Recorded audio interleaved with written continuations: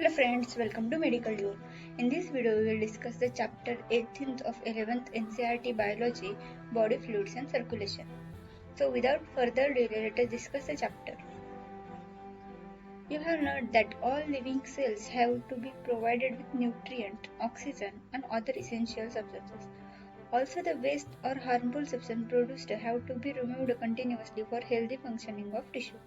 It is therefore essential to have efficient mechanism for the movement of this substance to the cells and from the cells. Different groups of animals have evolved a different method for this transport. Simple organisms like sponges and coelacanths circulate water from their surrounding through their body cavities to facilitate the cell to exchange these substances. More complex organisms use simple fluids within their bodies to transport such material. Blood is the most commonly used body fluid by most of the higher organisms, including humans, for this purpose. Another body fluid, lymph, also helps in the transport of certain substances. In this chapter, you will learn about the composition and the properties of the blood and lymph, also called as tissue fluid, and the mechanism of circulation of the blood is also explained here. Let us discuss the blood. Blood is a special connective tissue consisting of a fluid matrix, plasma, and formed element. Plasma is a straw-colored viscous fluid containing nearly 55% of the blood. This statement is very important regarding exam point of view.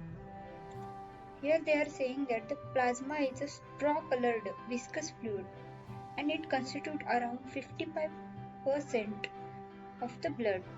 90 to 92% of the plasma is water and protein contributes 6 to 8% of it. Fibrinogen, globulin and albumin are the major proteins.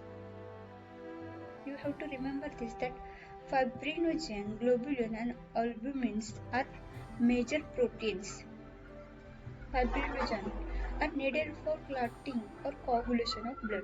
Globulin primarily are involved in defense mechanism of the body and the albumin help in osmotic balance.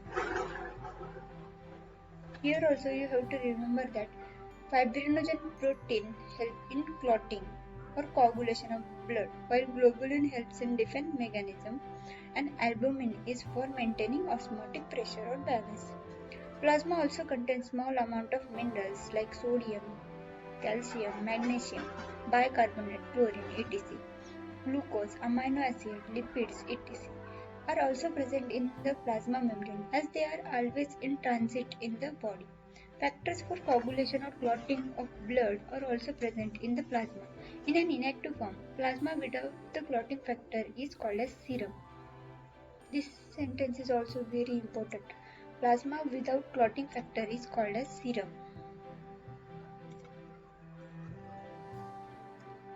Let us see the formed elements.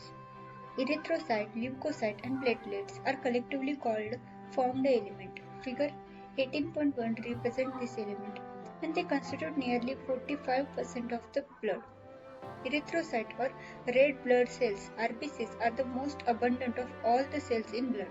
A healthy adult man has an average 5 million to 5.5 million of RBC millimeter cube of blood. RBCs are formed in the red bone marrow in the adult. RBCs are devoid of nucleus in most of the mammals and are biconcave in shape.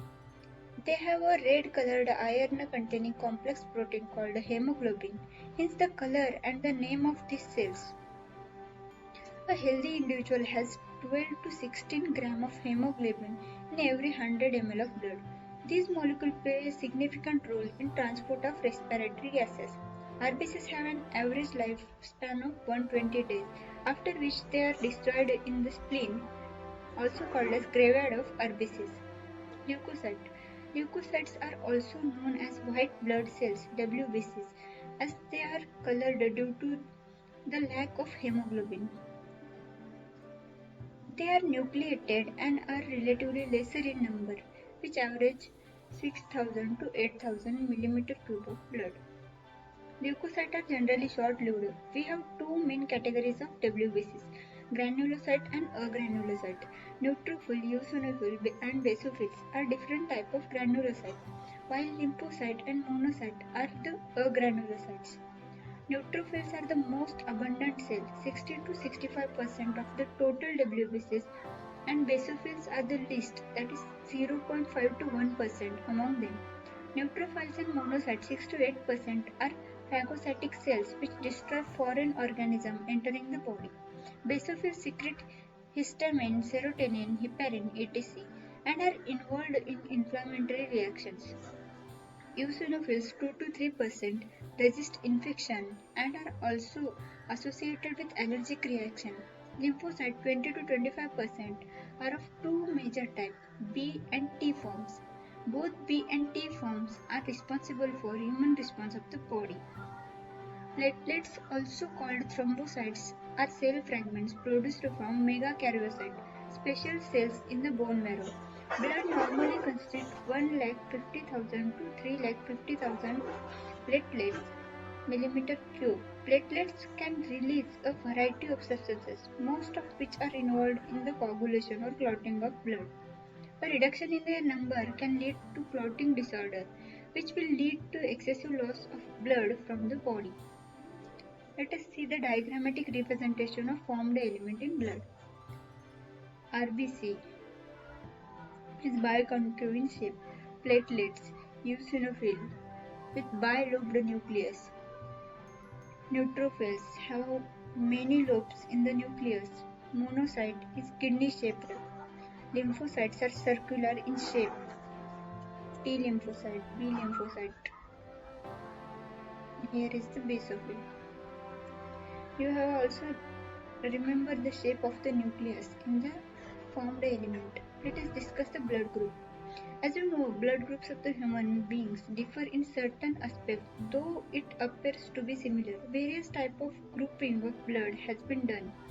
Two such groupings, the ABO and RH, are widely used all over the world. Let us discuss about the ABO grouping.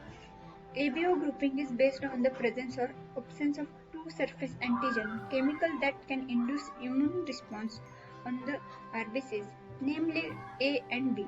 Similarly, the plasma of different individuals contain two natural antibodies, protein produced in response to antigen. The distribution of antigen and antibodies in the four groups of blood A, B, AB, and O are given in table 18.1. You probably know that during blood transfusion, any blood cannot be used. The blood of a donor has to be carefully matched with the blood of a recipient before any blood transfusion to avoid severe problems of clumping, destruction of RBC. The donor compatibility is also shown in table 18.1. Let us discuss the blood groups and donor compatibility. Blood group A, which has antigen on RBC is A. You have to remember this. If blood group is A, then antigen on RBC is also A. Blood group B, antigen B. Blood group AB, then antigen A and B. If blood group is O, there is no antigen present on RBC. And the antibodies in plasma. If blood group is A, antibody is P. Blood group B, antibody A. Blood group AB, no antibody is present in plasma. If blood group is O, then anti-A and B are present in plasma. If the blood group is A, donor groups are A and O can donate the blood to the person. If blood group is B, then donor groups are B and O. If blood group is AB, then donor group is AB, A, B and O. If blood group is O, the only donor group is O. From the above mentioned table, it is evident that group O blood can be donated to a person with any other blood groups, and hence O group individuals are called universal donors. Person with AB group can accept blood from person with AB as well as the other groups of blood. Therefore, such persons are called a universal recipient. Blood group AB is called as universal recipient, while O negative is a universal donor group of blood. You have to remember these 2 points regarding exam point of view.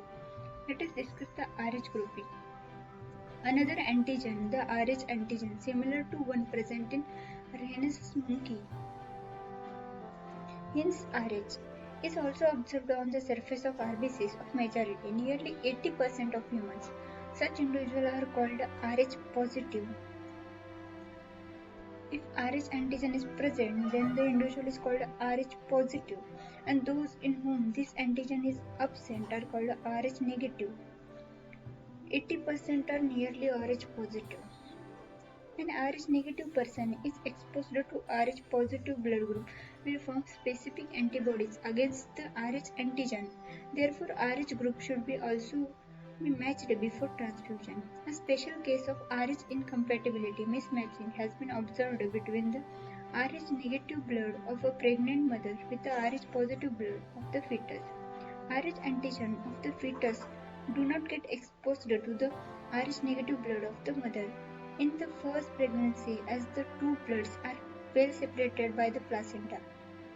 However, during the delivery of the first child, there is a possibility to exposure of the maternal blood to a small amount of the Rh positive blood from the fetus.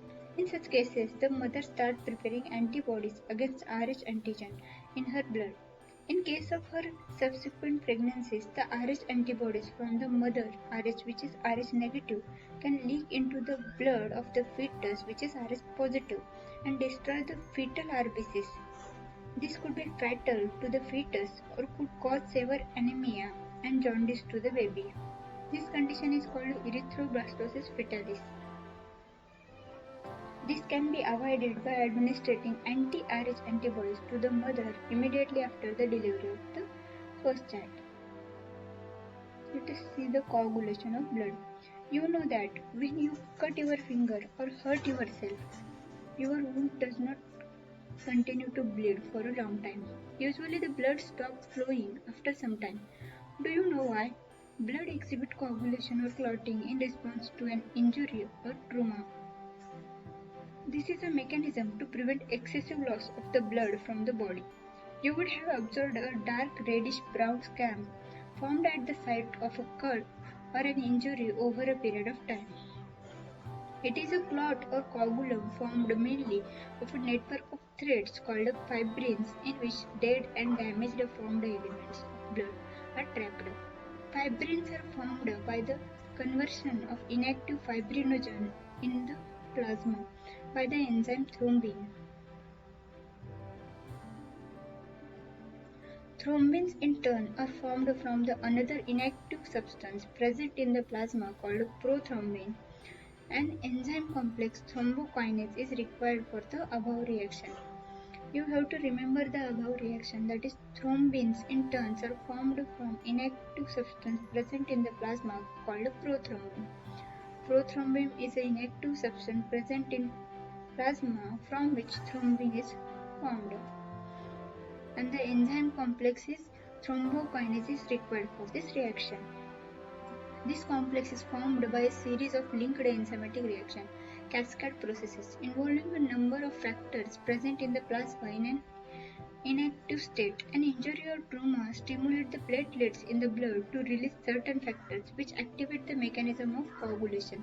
Certain factors released by the tissue at the site of injury also can initiate coagulation. Calcium ion plays a very important role in clotting. Lymph tissue fluid. As the blood passes through the capillaries in tissues, some water along with the many small water-soluble substances move out into the space between the cells of the tissue, leaving the larger protein and the most of the formed element in the blood vessels. This fluid released out is called the interstitial fluid or tissue fluid. It has the same mineral distribution as that in plasma. Exchange of nutrient, gases, etc. between the blood and the cells always occur through this fluid. An elaborate network of vessels called the lymphatic system collect this fluid and drains it back to the major veins. The fluid present in the lymphatic system is called the lymph. Lymph is a colorless fluid containing specialized lymphocytes which are responsible for the immune response of the body. Lymph is also an important carrier for nutrients, hormones, etc. Fats are absorbed through the lymph in the lacteals present in the intestinal villi. Let us see the circulatory pathways. The circulatory pathways are of two types, open and closed. Open circulatory system is present in the arthropods and molluscs, in which blood pumped by the heart passes through the large vessels into open spaces or body cavities called sinuses. Annelids and chordates have a closed circulatory system in which the blood pumped by the heart is always circulated through a closed network of blood vessels. This pattern is considered to be more advantageous as the flow of the fluid can be more precisely regulated. All vertebrates possess a muscular chambered heart. Fishes have two chambered hearts with an atrium and a ventricle. Amphibians and the reptiles, except crocodile, have a three-chambered heart with two atria and a single ventricle. Whereas crocodile, bird, and mammals possess a four-chambered heart with two atria and two ventricles. In fishes, the heart pumps out deoxygenated blood which is oxygenated by the gills and supplied to the body part from where deoxygenated blood is returned to the heart, single circulation. In amphibians and reptiles, the left atrium receives oxygenated blood from the gills, lungs, skin, and the right atrium gets the deoxygenated blood from the other body parts. However, they get mixed up in the single ventricle, which pumps out mixed blood.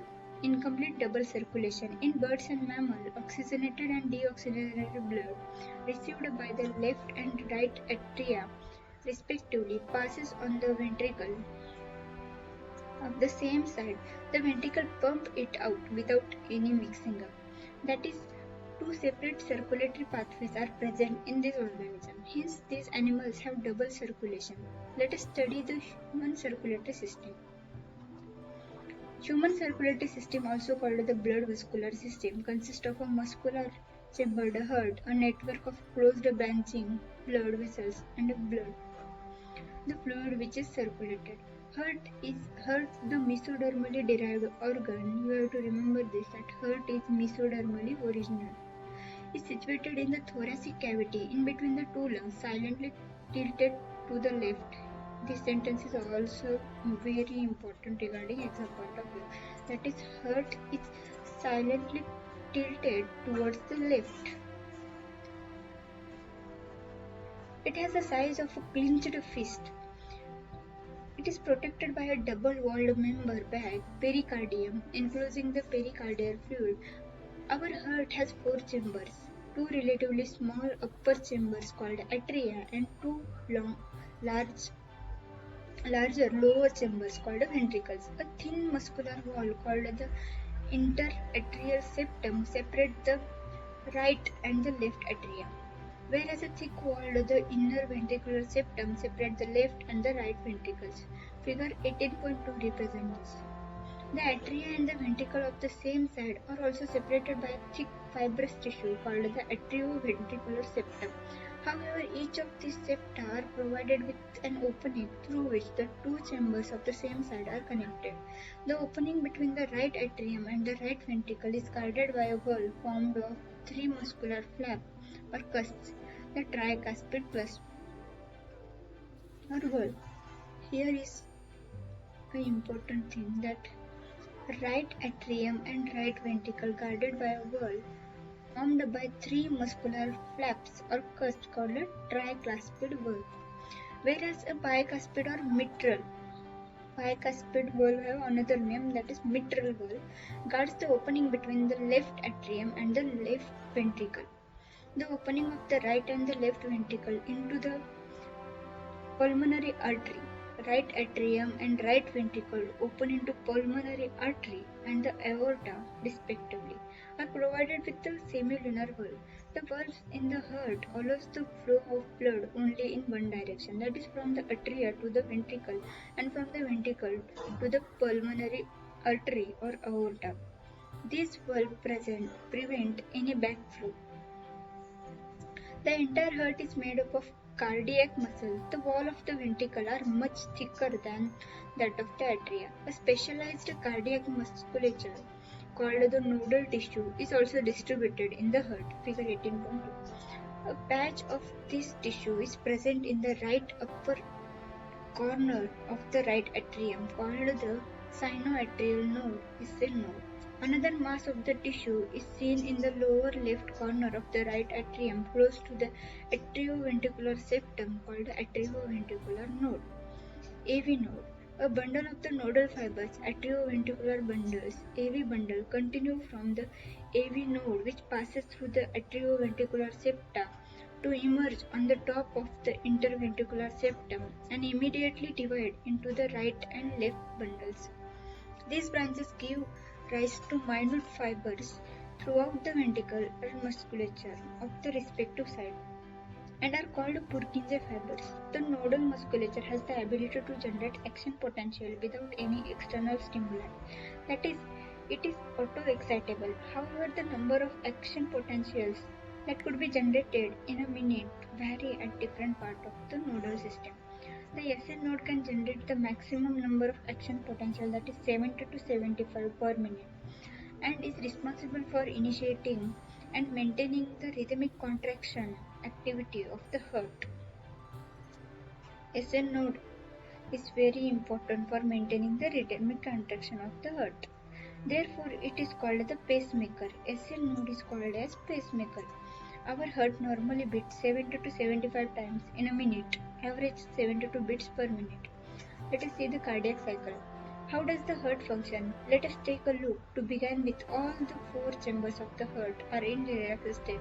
That is, they are in joint diastole. As the tricuspid and bicuspid valves are open, blood from the pulmonary vein and vena cava flows into the left and the right ventricles, respectively, through the left and right atria. The semilunar valve from the closed at this stage. The SN nodes now generate an action potential, which stimulate both the atria to undergo a simultaneous contraction, the atrial systole. This increases the flow of blood into the ventricle by about 30%. That is, before SN nodes action potential, the heart is filled 70%, and after the stimulation, the heart fills 30%. The action potential is conducted to the ventricular side by the AV node and AV bundles, from where the bundle of His transmit it to the entire ventricular musculature. This causes the ventricular muscles to contract, ventricular systole. The atria undergo relaxation, diastole, coinciding with the ventricular systole. The ventricular systole increases the ventricular pressure, causing the closure of the tricuspid and bicuspid valves. Due to attempted backflow of blood into the atria. As the ventricular pressure increases further, the semilunar valves guarding the pulmonary artery right side and the aorta left side are forced to open, allowing the blood in the ventricle to flow through these vessels into the circulatory pathway. The ventricles now relax, ventricular diastole and the ventricular pressure falls, causing the closure of semilunar valves, which prevent the backflow of blood into the ventricle. As the ventricular pressure declines further, the tricuspid and bicuspid valves are pushed open by the pressure in the atria, exerted by the blood which was being emptied into them by the veins. The blood now once again moves freely to the ventricles. The ventricles and atria are now again in a relaxed joint diastole state as earlier.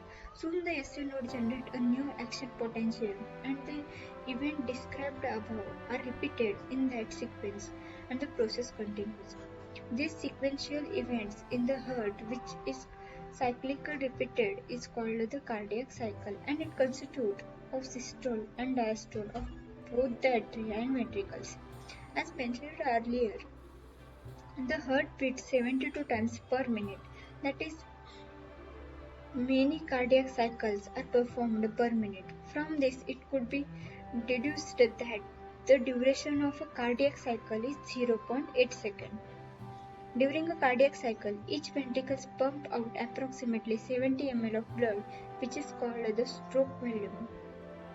The stroke volume multiplied by the heart rate of the beat per minute gives the cardiac output. Therefore, the cardiac output can be defined as the volume of blood pumped out by each ventricle per minute, an average 5000 ml or 5 liter in a healthy individual. The body has the ability to alter the stroke volume as well as the heart rate and thereby the cardiac output. For example, the cardiac output of an athlete will be much higher than that of an ordinary man. During each cardiac cycle, two prominent sounds are produced which can be easily heard through a stethoscope. The first heard sound, lug, is associated with the closure of the tricuspid and bicuspid valve, whereas the second heard sound, dub, is associated with closure of semilunar valve. First sound is due to bicuspid and tricuspid valve closure, that is lub, and dub sound is due to closure of semilunar valves. These sounds are of clinical diagnostic significance. Let us see the electrocardiograph (ECG). You are probably familiar with this scene from a typical hospital television show. A patient is hooked up to a monitoring machine that shows voltage traces on a screen and makes the sound beep beep beep beep as the patient goes into the cardiac arrest. This type of machine, electrocardiograph, is used. Here is important that electrocardiograph is a machine is used to obtain an electrocardiogram ECG. Electrocardiogram is a graphical representation of electric activity of heart during a cardiac cycle. To obtain a standard ECG as shown in the figure 18.3, a patient is connected to the machine with three electrical leads, one to each wrist and to the left ankle, that continuously monitor the heart activity. For a detailed evaluation of the heart function, multiple leads are attached to the chest region. Here we will talk only about a standard ECG. Each peak in the ECG is identified with a letter from P to T that correspond to a specific electrical activity of the heart. The P wave represents the electrical excitation or depolarization of the atria, which lead to the contraction of both the atria. The QRS complex represents the depolarization of the ventricle. Here is the QRS wave represent the depolarization of the ventricles, which initiate the ventricular contraction. The contraction starts shortly after Q and marks the beginning of the systole. The T wave represents the return of the ventricles from excited to normal state, repolarization. The end of the T wave marks the end of systole. Obviously, by continuing the number of QRS complex that occur in a given time period, one can determine the heartbeat rate of an individual. Since the ECGs obtained from different individuals have roughly the same shape for a given lead configuration, any deviation from this shape indicates a possible abnormality or disease, hence it is of great clinical significance. Let us see the double circulation. The blood flows strictly by a fixed route through blood vessels, the arteries and veins. Basically, each artery and vein constitute of three layers: an inner lining of squamous endothelium, the tunica intima, a middle layer of smooth muscles and elastic fiber, the tunica media, and an external layer of fibrous connective tissue with collagen fiber, the tunica externa. The tunica media is comparatively thin in the vein. Figure 18.4 represents this. As mentioned earlier, the blood pumped by the right ventricle enters the pulmonary artery, whereas the left ventricle pumps blood into the aorta. The deoxygenated blood pumped into the pulmonary artery is passed on to the lungs, from where the oxygenated blood is carried by the pulmonary veins into the left atrium. This pathway constitutes the pulmonary circulation. The oxygenated blood entering the aorta is carried by a network of arteries, arterioles, and capillaries to the tissue, from where the deoxygenated blood is collected by a system of veins and vena cava and emptied into the right atrium. This is the systematic circulation. Figure 18.4 represents this. The systematic circulation provides nutrient, oxygen and other essential substances to the tissue and takes carbon dioxide and other harmful substances away for elimination. A unique vascular connection exists between the digestive tract and liver called the hepatic portal system. The connection between digestive tract and liver is called the hepatic portal system. The hepatic portal vein carries blood from the intestine to the liver before it is delivered to the systematic circulation. A special coronary system of blood vessels is present in our body exclusively for the circulation of blood to and from the cardiac musculature. Let us see the plane of a blood circulation in human. Here is the lung. First, the deoxygenated blood from the body part comes to the right atrium. The body part deoxygenated blood is collected by venules. And after this, the blood through the pulmonary vein goes to the lung for oxygenation. That is the pulmonary artery. Blood from right atrium through pulmonary artery go to lung for oxygenation. After oxygenation through pulmonary vein, the blood comes to left atrium and then to left ventricle. From left ventricle, blood goes to the aorta, dorsal aorta, to the body parts. In this way the circulation occurs. Here you have to remember that artery means away from the heart, but the only exception for this is pulmonary artery and pulmonary vein.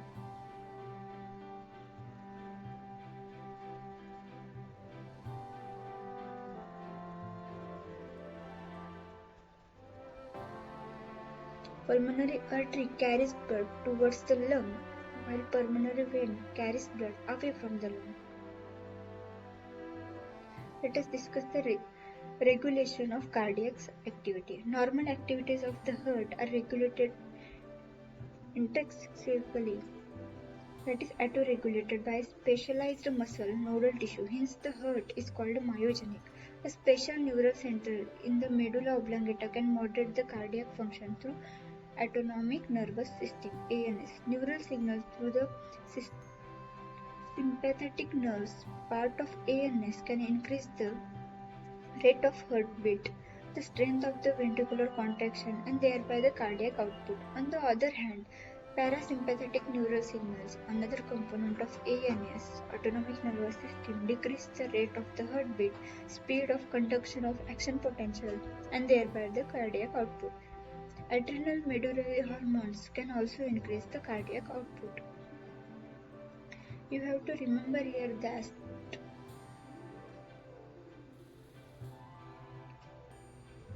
autonomous nervous system controls the contraction, strength of ventricular contraction, and thereby cardiac output. Let us see the disorders of circulatory system. High blood pressure, hypertension. Hypertension is the term for blood pressure that is higher than normal, 120/80. In this measurement, 120 mmHg millimeter of mercury pressure is the systolic or pumping pressure and 80 mmHg is the diastolic or resting pressure. If repeated checks of the blood pressure of an individual is 140 to 90, 140 over 90 or higher, it shows hypertension. High blood pressure lead to heart diseases and also affect vital organs like brain and kidney. Coronary artery diseases (CAD). Coronary artery diseases, often referred to as atherosclerosis, affect the vessels that supply blood to the heart muscles. It is caused by deposits of calcium, fat, cholesterol and fibrous tissue which make the lumen of arteries narrower. Angina. It is called angina pectoris. A system of acute chest pain appears when no enough oxygen is reaching to the heart muscles. Angina can occur in men and women of any age, but it is more common among the middle-aged and elderly. It occurs due to conditions that affect the blood flow. Heart failure. Heart failure means the state of the heart when it is not pumping blood effectively enough to meet the needs of the body. It is sometimes called congestive heart failure because congestion of the lungs is one of the main symptoms of this disease. Heart failure is not the same as cardiac arrest when the heart stops beating. Heart failure means heart stop beating, or a heart attack when the heart muscles is suddenly damaged by an inadequate blood supply. Here you have to remember the term that heart failure, heart attack are different. Heart failure means the heart is not effectively pumping the blood, while heart attack when the heart stops beating, or heart attack means when the heart muscles is suddenly damaged by an inadequate blood supply. Let us see the last part of the chapter is the summary. Vertebrates circulate blood, a fluid connective tissue in their body to transport essential substances to the cells and to carry waste substances from there. Another fluid, lymph tissue fluid, is also used for the transport of certain substances. Blood comprises of a fluid matrix, plasma and formed element. Red blood cells, RBCs, erythrocytes, white blood cells, WBCs, leukocytes and platelets, thrombocytes constitute the formed element. Blood of humans are grouped into A, B, AB and O system based on the presence or absence of two surface antigens A, B on the RBC. Another blood grouping is also done based on the presence or absence of an antigen called reasons factor Rh on the surface of RBC. The space between the cells in the tissue contains fluid derived from the blood called tissue fluid. This fluid called lymph is almost similar to blood except for the protein content and formed elements. All vertebrates and a few invertebrates have a closed circulatory system. Our circulatory system consists of a muscular pumping organ, heart, a network of vessels, and a fluid, blood. Heart has two atria and two ventricles. Cardiac musculature is autoexcitable. Sinoatrial node (SN node) generates the maximum number of action potential per minute, 70 to 75 per minute, and therefore it sets the pace of the activity of the heart. Hence, it is called the pacemaker. The action potential causes the atria and then the ventricle to undergo contraction, systole, followed by their relaxation, diastole. The systole forces the blood to move from the atria to the ventricle and to the pulmonary artery and the aorta. The cardiac cycle is formed by sequential event in the heart which is cyclically repeated and is called a cardiac cycle. A healthy person should 72 such cycle per minute. About 70 ml of blood is pumped out by each ventricle during a cardiac cycle, and it is called the stroke or beat volume. Volume of blood pumped out by each ventricle of the heart per minute is called a cardiac output, and it is equal to the product of stroke volume and heart rate, approximately 5 liters. The electrical activity of the heart can be recorded from the body surface by using electrocardiograph, which is a machine, and the recording is called electrocardiogram, which is of clinical importance. We have a complete double circulation, that is, two circulatory pathways, namely pulmonary and systematic, are present. The pulmonary circulation starts by pumping of deoxygenated blood by the right ventricle, which is carried to the lungs where it is oxygenated and returned to the left atrium. The systematic circulation starts with the pumping of oxygenated blood by the left ventricle to the aorta, which is carried to all the body tissues, and the deoxygenated blood from there is collected by the veins and returned to the right atrium. Though the heart is autoexcitable, the function can be moderated by neural and hormonal mechanism. You have to remember this. Heart is auto-excitable, but its function is also moderated by neural and hormonal mechanism. In this way, we completed this reading of this chapter. So if you like the video, then don't forget to subscribe for more.